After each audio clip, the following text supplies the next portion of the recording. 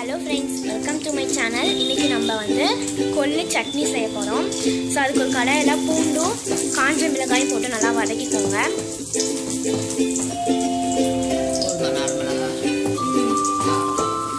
உங்களுக்கு ஏற்ற மாதிரி மிளகாயும் பூண்டும் சேர்த்துக்கோங்க. ஆயில் ஊற்றி சேர்த்துக்கோங்க. கொஞ்சம் கருவேப்பிலையும் ஆட் பண்ணிக்கோங்க. மீடியம் ஃப்ளேம்லேயே வச்சுக்கோங்க ஸ்டவ்வை. கொஞ்சம் ஆனியன் ஆட் பண்ணிக்கோங்க. நல்லா வதக்கிக்கோங்க ஆனியனை.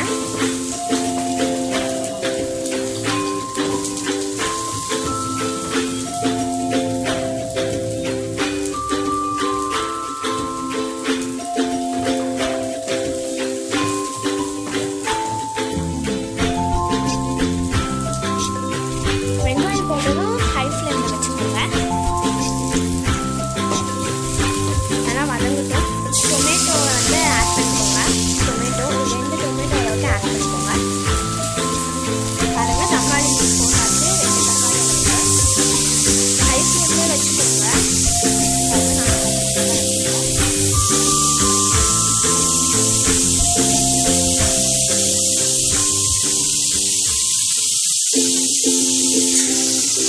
தக்காளி போட்டதும் கொஞ்சம் சால்ட் ஆட் பண்ணிக்கோங்க. தக்காளி போட்டு ஒரு 2 நிமிஷம் கழிச்சு லோ ஃப்ளேமுக்கு மாற்றிடுங்க. நல்லா வதக்கிக்கோங்க.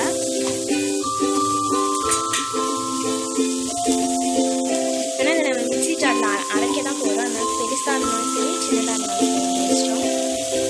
கொஞ்சமாக மஞ்சள் தூள் ஆட் பண்ணிக்கோங்க. நல்லா வதக்கிக்கோங்க.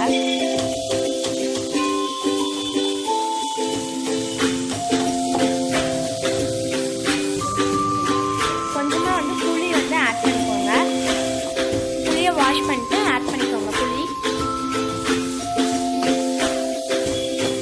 இந்த அளவுக்கு தக்காளி நல்லா வதங்கியிருக்கணும்.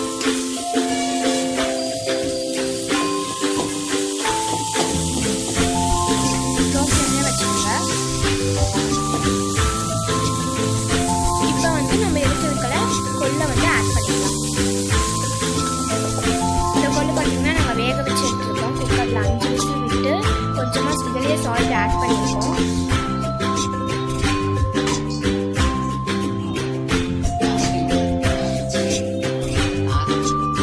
ஓகே, இப்போ இது ரெடி ஆயிடுச்சு. இது மிக்ஸி ஜாருக்கு மாற்றி அரைக்கணும்.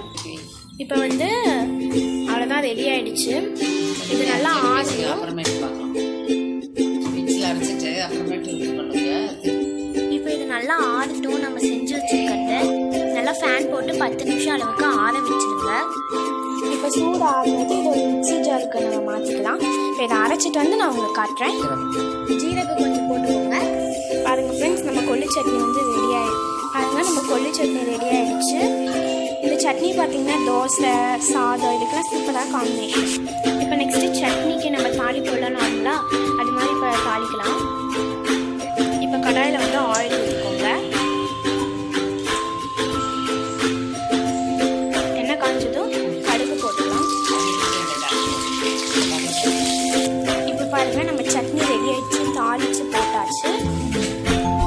இப்போ நம்மளோட தோசைக்கு கொள்ளு சட்னி ரெடி ஆகிடுச்சு. இப்போ டேஸ்ட் பண்ணி பார்க்கலாம். ரொம்பவே சூப்பராக ரெடி ஆகிருக்கு.